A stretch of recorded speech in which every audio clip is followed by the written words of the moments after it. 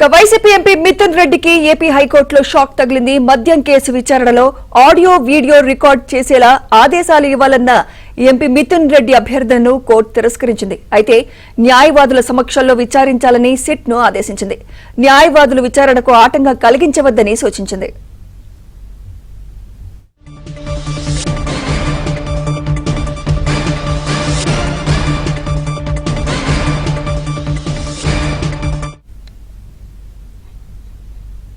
YCP MP Mithun రెడ్డికి AP హైకోర్టులో shock తగిలింది.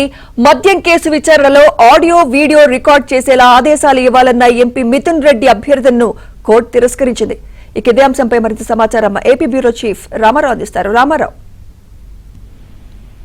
సుమిత్ర, మద్యం కేసులో వైసీపీ ఎంపీ మిథున్ రెడ్డిని న్యాయవాదుల సమక్షంలో విచారించాలని ఆంధ్రప్రదేశ్ సిట్ బృందానికి ఏపీ హైకోర్టు స్పష్టం చేసింది. అయితే విచారణకు ఆటంకం కలిగించవద్దు అని కూడా న్యాయవాదులకి హైకోర్టు స్పష్టం చేసింది. విచారణ సందర్భంగా అధికారులు చేయి చేసుకుని దుర్భాషలాడే ప్రమాదం ఉంది అని చెప్పి మిథున్ రెడ్డి హైకోర్టులో పిటిషన్ వేశారు. ఈ పిటిషన్ లో ఆందోళన కూడా వ్యక్తం చేశారు.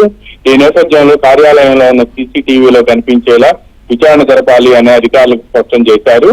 అయితే విచారణ సందర్భంగా ఆడియో వీడియో రికార్డు చేసేలా ఆదేశాలు ఇవ్వాలని పిటిషనర్ అభ్యర్థనను మాత్రం హైకోర్టు తిరస్కరించింది.